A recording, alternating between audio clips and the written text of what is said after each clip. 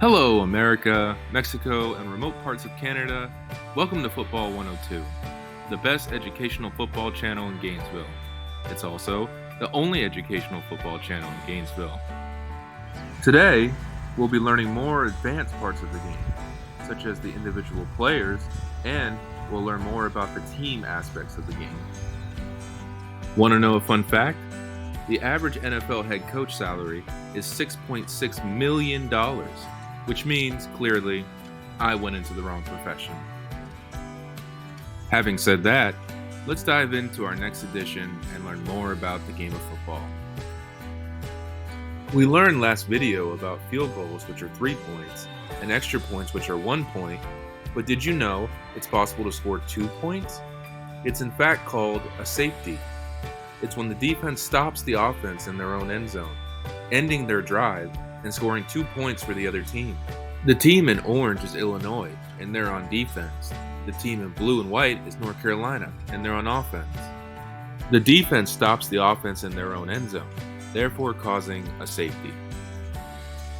If you're curious what the signal is for a safety, here's an example right here. Kind of goofy, right?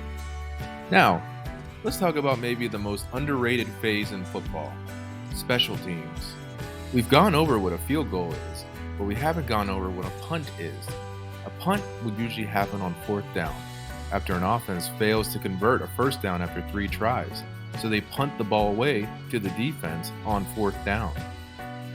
What happens during a punt is that the ball is snapped back to the punter, shown here with an arrow, and he will kick the ball to the other team safely away from the defenders. Here are a few examples of a punter punting the ball away to the other team.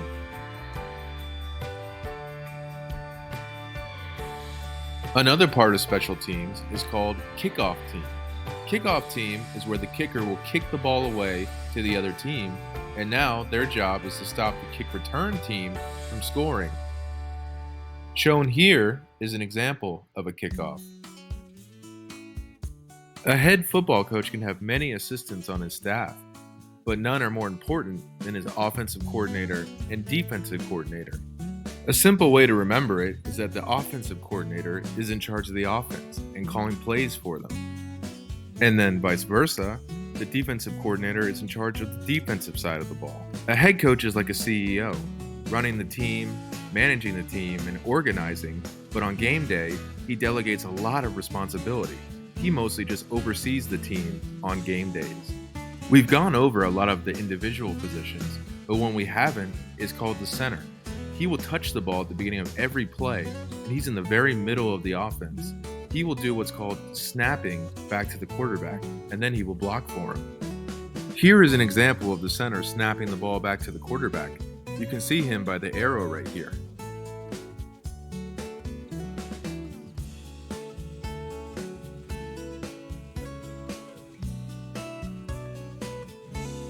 One of the things an offense will practice the most is called handoffs, which is when the quarterback hands the ball off to the running back, allowing him to run with the ball. So in football terms, throwing the ball to a teammate is called a pass, and giving the ball to a teammate to run is called a handoff. Here is an example of a handoff between the quarterback and the running back.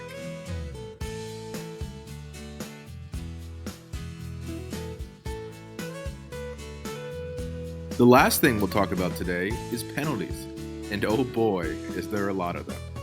But it's important for even the most casual viewer to know what the penalties are, so they're not completely confused when they happen during the game. If you commit a penalty in football, you will lose yards on your next play. How many yards depends on what kind of penalty. We will quickly go over the most common ones. Right here is the signal for a false start, which is when the offense moves before the ball is snapped. It's a 5-yard penalty. Right here is a hilarious example of a false start. As you can see, the lineman moves before the ball is snapped to the quarterback. He also reminds me of myself after 2 beers. Pass interference is a very common penalty that can go against the offense or the defense. It is a 15-yard penalty. It is enforced when the offense or defensive player is not able to make a play on the ball thrown to them because of their opponent. Here is an example of pass interference against the defense. The defender, in black and blue, is basically hugging the receiver and not allowing him to catch the ball. A personal foul is another type of penalty that can go against either team. It is a 15-yard penalty, and it can mean many different things. But the easiest way to diagnose it is to see this hand signal. A holding penalty is maybe the most common penalty in all of football, and it is a 10-yard penalty. It can be against the offense or the defense, but usually it's against the offensive line for holding the defender's jersey. Here is an example of an offensive lineman committing a holding penalty. You can see here that he grabs and holds the defender to prevent him from getting to the quarterback. And now for the newest and maybe most controversial penalty in all of football, the targeting penalty, which is signaled with a fist to the head. A targeting penalty will take place when a defensive player leads with his helmet and tries to hit an offensive player in the head or neck area. It is a dangerous hit for both the offensive and defensive players. Here are a few more examples of when a targeting penalty would be enforced against the defense.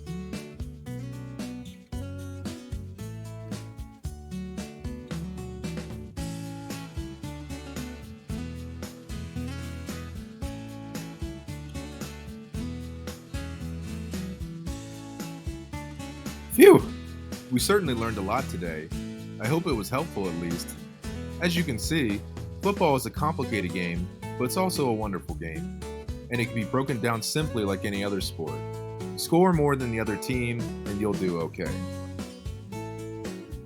Thanks again for watching this video, and I hope to see you all in our next edition, Football 103. Happy football season, everyone.